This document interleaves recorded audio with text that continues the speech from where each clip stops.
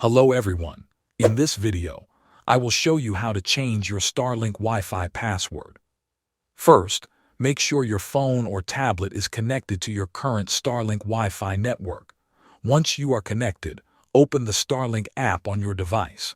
The app is available for both iPhone and Android users.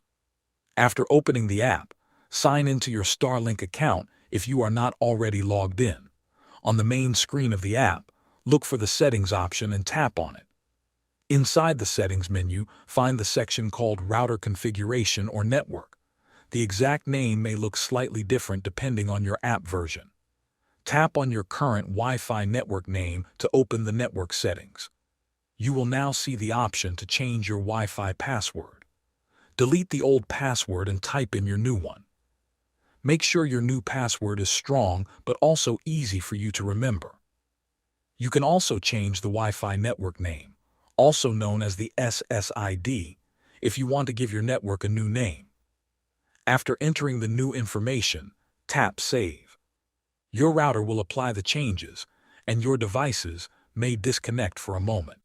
Reconnect using the new password. Thanks for watching.